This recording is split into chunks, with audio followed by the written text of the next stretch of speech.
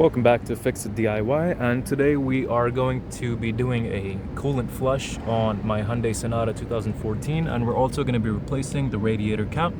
Now you can do this process for any car, any truck, any model, as long as you follow the correct steps. It might be a little bit different for your car, but as long as you follow along the steps, you should be able to do this for any car or truck. Now with that being said, for this job you're going to need very basic tools. You're going to need a ratchet set with a 10mm. You're going to need a pair of pliers. You're going to need a funnel, and that's it. Other than that, you're just going to need some coolant bottles along with a radiator cap if you do need that. Now the process is going to be very simple. What we're going to do is we're going to open up the hood, and then we're going to remove the petcock from underneath the radiator, which is going to flush out all of the coolant that's currently in the system. And then what we're going to do is we're going to close that up. We're going to add new coolant on top. We're going to bleed out the system. I'm going to show you how to do that. And we're also going to bleed out the air from the heater core. Now what this job is going to help you with is it's going to replace all of the coolant that's currently in your cooling system, which is going to give you better cooling, better efficiency going down the road. And you're also going to be stress-free knowing that you have fresh coolant in the system. And in my case, I'm going to be replacing the radiator cap because my radiator cap is currently leaking. Now, one more benefit that you're going to have by doing this job is you're going to know the health of your cooling system. So usually your coolant is supposed to be a bright color. In my case, it's supposed to be a green color. But in other cars like Ford's, it's supposed to be orange or maybe even a bright red or pink color. Now, if it's not a bright color, you're going to be able to find out that your coolant needed that change and you did it at the right time. If it's a milkshake consistency or if it's a very dark color with metallic bits inside of it, that means your coolant system is rusting on the inside, and in that case you need to do a proper flush. But in today's video we're just going to be replacing all of the current coolant in the cooling system, so let's get right into it. Alright, so once you have the hood open, you're going to look either on the left side of the radiator or on the right side of the radiator, and you're going to look straight down, and you're going to be able to see a petcock, almost like a valve that you can just turn with your hand, and that is going to allow the radiator water to come out. If I can just zoom in, you can see it right there. I'll put a red circle on top of it. That is the petcock for the radiator. Alright, so once you unscrew that with your hand, you're just going to get your hand in there and you're going to unscrew that, and the water is going to start leaking. Now, I do have a bucket right here that I'm going to put underneath the car, and all the coolant is going to catch into this bucket right here. So here's a better view of the petcock from behind. I have my camera zoomed in, but when I zoom out, you can see right there at the bottom right-hand corner of the radiator. That is the front of the car, and when you look down, that is the petcock right there. You're just going to unscrew that with your hand and have the bucket underneath ready to catch all the fluid that's going to come out.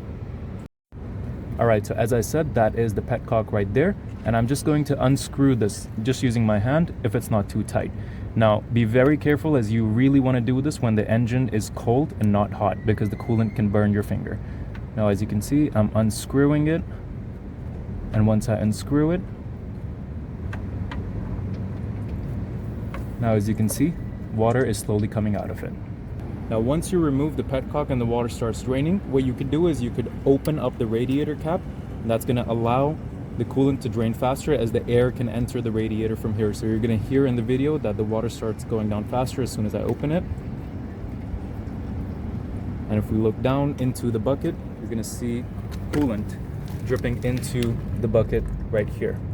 As you can see, it's a green colored coolant, which means my coolant system was already quite healthy. So now what we're going to do at the top while it's still draining at the bottom is we're going to remove the top radiator hose right here, and what that's going to allow us to do is it's going to allow us to bleed the cooling system much faster, because what we're going to do is we're going to lift it up and we're going to fill it with coolant while we are filling the radiator. And what that's going to allow us to do is when we connect it back, there's not going to be any air in the top radiator hose, and that's just going to make the cooling system bleeding much more faster. Alright, so now we got the 10mm bolt loose from here, and we also loosened the clip right here, so we can just wiggle the hose, try twisting it back and forth, and we can just get it off from right here. And then we're just going to hold it up like this, and we're gonna fill this up with coolant when we're filling up the radiator. Now back underneath the car, you can see it's still draining, and we are slowly filling up the bucket. You can see it's a bright green color. Again, that means my cooling system was in good shape. And if yours looks brown or a little bit muddy, it was way overdue for a coolant change. Now we're just gonna wait and let it completely drain, and once it stops draining from here, then you're gonna close up that petcock, which is right here. You're just gonna put it back in there, and you're gonna turn it so that it's locked into place, but make sure not to over tighten this because this is a plastic petcock, right? And once you tighten it back up, we're gonna fill up the radiator, we're gonna fill up the radiator top hose, and our job will be done after flushing and bleeding the cooling system. Now while you're doing this job, it also might be a good idea to take off your coolant reservoir, and you can just take it off. There's one nut back here, and I don't think there's another nut holding it from anything back there. You could just take off this hose by hand, and you can take it out of the car and you can wash it down with a garden hose. You could clean it up from the inside, but unfortunately in my case I don't have a facility to clean it with a garden hose, so I'm just gonna leave it as is. Alright, so after about 10 minutes we can see that the coolant has stopped draining into the bucket. Now I'll pull it out so you guys can see how much we recovered. Now that's quite a lot of coolant. I would say that's probably around 4 liters or 4 quarts of coolant. And now we're going to fill the system back up with fresh new coolant. Alright, so this is the coolant that I'm going to be using. Please make sure to stick with your manufacturer's recommended coolant for your car. Otherwise it could cause corrosion and it might not properly work. Now this one I have checked in with my dealership, and they said that this coolant works fine with my car, which is a 2014 Hyundai Sonata. But make sure, whether you have a Ford, a Honda, a Hyundai, or Toyota, or Chevy, or any other car, make sure that you go ahead and get the coolant that is recommended by your manufacturer. Now, one very important thing to remember here is a lot of these coolants, they are 50-50 mixed by the company itself, which is 50% coolant or antifreeze and 50% distilled water. Now, in my case, this is a pre-mix 50-50, so I can just go ahead and pour this into the cooling system. But if you are getting a coolant and it says right here at the top that it is a concentrate, in that case, you're gonna have to mix it with 50% distilled water and 50% of this antifreeze. So make sure you mix it before you put it into the car. Now, as for my radiator cap, I'm gonna be using this Japanese replacement part. Make sure that the number you see on the cap right here, you can see it says 0.9. Make sure that this number matches with the old radiator cap that is already on your car. You don't want to get these numbers mixed up. Now, with that being said, let's get the new coolant into the car and let's install the new radiator cap. Alright, so now back at top of the car, we are going to install the petcock back in. Now make sure when you put it into the radiator, make sure it's lined up, make sure it's straight. And when you're tightening it, make sure you only hand tighten it. This does not need to be tightened with a ratchet or a pliers, as this can very easily break as it's a plastic part. Alright, so now we're going to install it. You can see the petcock is in my hand right there, and that is the hole for the radiator. I'm just going to put it in straight, and I'm just going to tighten it by hand. Oh, it's almost cross-threading that. Make sure that doesn't happen. And you're just going to tighten it by hand. And make sure it is snug. See, it's getting tight now, and that should be plenty tight, just by hand. Alright, so now with everything done at the bottom of the car, we're just going to put our funnel into the top radiator hose, and we are going to fill it up with coolant until it is completely full. Don't worry about that washer that went in, it's not going to go through. Alright, I feel like it's about to get full now. I'm just going to take off my funnel. I'm just going to pour the rest in by hand. Alright, as you can see, it's almost full. So what we're going to do is we're going to carefully install this onto the radiator. Now don't worry if you spill some, that's perfectly normal. We're just going to try and get it on there as quickly as possible without losing much coolant. There we go. And now we're going to take a pliers and we're going to squeeze this clip and put it back where it belongs. Alright, so once you have your pliers on either end of the clip, we're just going to squeeze. And we're going to bring it right up to where it's supposed to sit. We're going to let it go. And now The radiator hose is snug in its place. Now, we just have one more thing to do, which is install this bracket right here. It goes onto the radiator hose just like this. And then we could just install it with the 10mm bolt like right here. Alright, so now with the bracket connected, I'm just going to put the 10mm bolt in here, make sure it's aligned.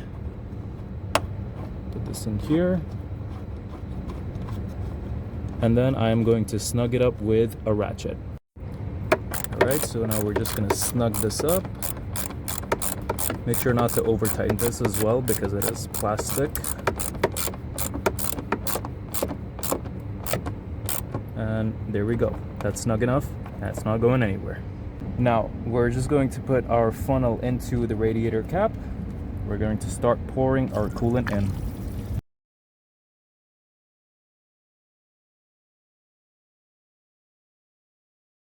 Alright, so now as you can see that it is completely topped off. You can see it's backing up into the funnel. Now what I'm going to do is I'm going to head inside the car and I'm going to start the engine. And you're going to see bubbles come out of here. That means the air is escaping the system. Now, while you are doing this, you also want to turn your heat to the maximum inside the car, so the heater core can also flush out all the air that's trapped inside of it.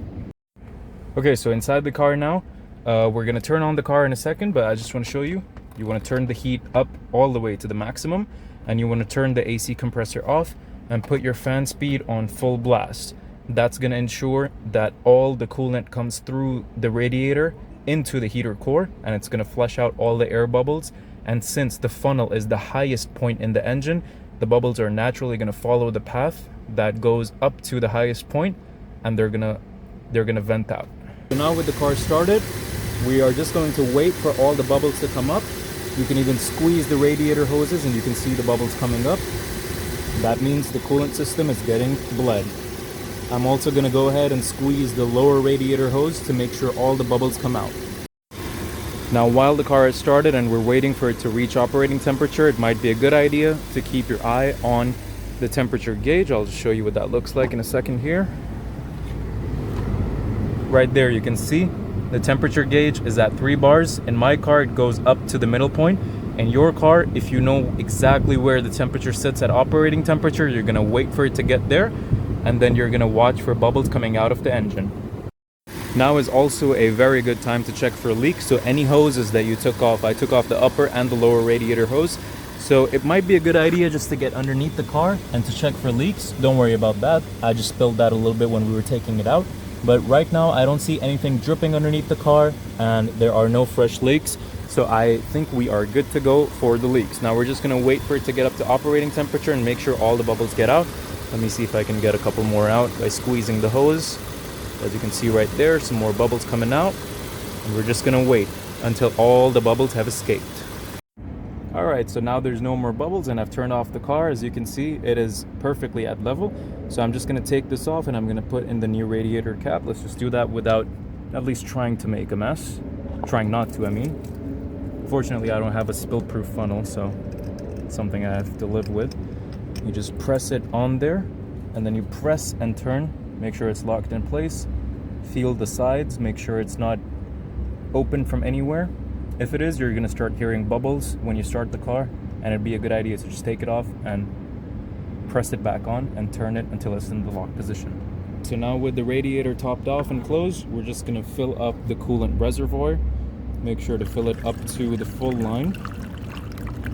You don't want to overfill this. I'm just going to make sure that I'm not filling it over the full line, and that is good. So then you just take out the funnel,